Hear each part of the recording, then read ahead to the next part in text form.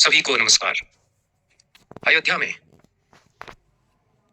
श्री राम मंदिर में जो प्राण प्रतिष्ठा होने जा रही है, उसको लेकर कतिपय सुधीजनों ने मुझसे यह प्रश्न किया है कि क्या अधूरे मंदिर में प्राण प्रतिष्ठा हो सकती है। जितनी जानकारी मेरी वास्तुशास्त्र की है, उसके आधार पर एक मोटी बात तो यह मैं जानता हूं कि वास्तुशास्त्र में वास्तु ब्रह्म और वास्तु पुरुष की कल्पना की गई है।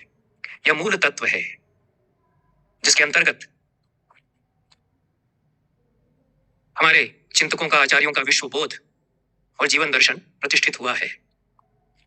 हमारे यहाँ यह माना गया कि कोई भी वास्तु या निर्माण निर्जीव नहीं है, वह मनुष्य की सजीव काया के जैसा ही होता है।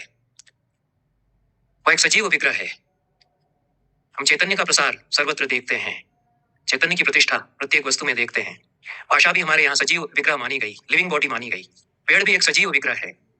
इसीलिए पेड़ के भीतर जितने मनुष्य के शरीर में अवयव होते हैं, उन सबको हमारे ऋषि बताते आए। महाभारत में बताया गया कि पेड़ में त्वचा होती है, पसीना उसको आता है, नसें होती हैं, हाथ उसके होते हैं, वह सांस लेता है, वह पहचानता है। यह सब हमारे ऋषियों ने बताया है। वास्तु पुरुष के अंतर्गत भी जो भी भवन, देवालय आदि निर्मित किया जाता है, उसमें मनुष्य के शरीर के समान उसको सजीव रूप में देखा जाता है। उसके भी मस्तक, कटिभाग, मध्य भाग, पैर उसी प्रकार से निरूपित किए जाते हैं। शिखर या मस्तक यदि नहीं है तो प्राण प्रतिष्ठा कैसे हो सकती है। मनुष्य की काया में यदि मस्तक नहीं होगा तो कैसे उसमें प्राण रह सकेंगे, यह एक प्रश्न आता है। वास्तुशास्त्र का प्राचीनतम प्रतिपादन मेरी जानकारी के अनुसार भरत मुनि के नाट्यशास्त्र में है। इतना पुराना वास्तुशास्त्र का कोई ग्रंथ नहीं है और यह वैदिक परंपरा का ग्रंथ है, जिसके दूसरे अध्याय में नाट्य मंडप के निर्माण में प्राचीन वास्तुशास्त्र का प्रामाणिक रूप में प्रतिपादन किया गया है। नाट्य मंडप या नाट्यगृह के निर्माण की विधि बताते हैं भरत मुनि, और जब पूरा हो जाए नाट्यगृह या नाट्य मंडप, तब तीसरे अध्याय में वे रंग देवत पूजनम, उसमें प्रतिष्ठित देवताओं की प्रतिष्ठा करना, उनका आवाहन करना और उनका पूजन करना, इसकी विधि बताते हैं। भरत मुनि एक वैदिक ऋषि हैं और वैदिक परंपरा में वास्तु विधान में बता रहे हैं भवन पूरा हो जाने के पश्चात ही देव प्रतिष्ठा उसमें की जानी चाहिए। और फिर देव प्रतिष्ठा की विधि जो वास्तुशास्त्र प्राचीन वास्तुशास्त्र सम्मत विधि है, उसका प्रतिपादन वे करते हैं। सर्व लक्षणों से संपन्न शुभ नाट्यगृह का निर्माण हो चुकने पर उसमें 1 सप्ताह तक जप करने में लगे ब्राह्मणों के साथ गायें निवास करेंगी। यह नाट्यशास्त्र तीसरे अध्याय के प्रथम श्लोक में कहा गया। इसके बाद रात होने के पहले नाट्याचार्य मंत्रों द्वारा पवित्र किए गए जल को अपने शरीर पर छिड़क कर नाट्यगृह तथा रंगपीठ को देवताओं से अधिवासित कराएगा। देवताओं का आह्वान वहां पर किया जाएगा। उसके पहले 3 रात तक उपवास वह करे, इत्यादि विधि विधान नाट्यशास्त्र भी बताता है। नाट्यशास्त्र में 3 प्रकार के प्रयोग बताए गए: आभ्यंतर प्रयोग, बाह्य प्रयोग और अपक प्रयोग। आभ्यंतर प्रयोग शास्त्र को समझ करके उसके विधि विधान का अनुसरण करके किया जाने वाला प्रयोग है। बाह्य प्रयोग जो शास्त्र को नहीं जानते हैं, समझते हैं, वो अपनी समझ से प्रयोग करते हैं। भरत मुनि कहते हैं कि वो प्रयोग करते रह सकते हैं, उनमें प्रतिभा है तो वे अपने हिसाब से प्रयोग कर लेंगे। अपक प्रयोग वह प्रयोग है जो कि शास्त्र की अवहेलना करके और जानबूझ करके निरादर शास्त्र का करके किसी स्वार्थवश कोई प्रयोग करता है, वो अपक प्रयोग है।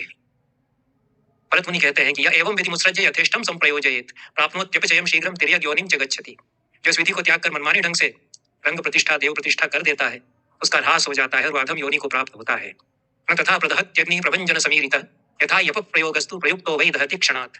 हवा से भड़काई गई आग भी इस तरह नहीं जलाती, ऐसा नाश नहीं करती जिस तरह अपक प्रयोग शास्त्र विधि की अवहेलना करके किया गया प्रयोग क्षण भर में जला डालता है। वास्तुशास्त्र और कर्मकांड मेरा विषय नहीं है, इसलिए जब यह प्रश्न आया तो मैंने वास्तुशास्त्र के विशेषज्ञों से सलाह ली। और विशेषज्ञ वो नहीं है जो धंधेबाज हैं। संस्कृत विश्वविद्यालय है देश में, श्री लाल बहादुर शास्त्री राष्ट्रीय संस्कृत विश्वविद्यालय है, वहाँ वास्तुशास्त्र विभाग है, उसमें प्रतिष्ठित आचार्य हैं। केंद्रीय संस्कृत विश्वविद्यालय है, उसमें भी वास्तुशास्त्र के आचार्य हैं और कर्मकांड के आचार्य हैं, जो प्रोफेसर हैं उसके, और जिन्होंने अपना जीवन इन ग्रंथों को, वास्तुशास्त्र और कर्मकांड के ग्रंथों को, उनको अभ्यास करने में अर्पित किया है। उनमें से कुछ से मैंने सलाह ली और अनेक वास्तुशास्त्र के ग्रंथ हैं, प्रतिष्ठा महोदधि, सर्वदेव प्रतिष्ठा प्रकाश, बृहद वास्तुमाला, ये जो मानक ग्रंथ हैं जो पढ़े पढ़ाए जाते हैं वास्तुशास्त्र के विशेषज्ञों के द्वारा, और वो बाजार वाले वास्तुशास्त्र के विशेषज्ञ नहीं है जिन्होंने दुकानें खोल रखी हैं, वो एकेडमिशियंस हैं।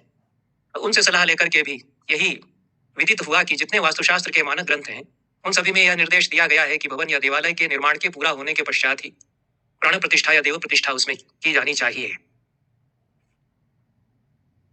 अगपाट ललाटमनाच्छन्न मदत्त बलि भोजनम मंदिरम प्रविशेन्नैतत् विपदा माकरम भवेत्। यह कहा गया है जिसमें कि निर्माण पूरा नहीं हुआ है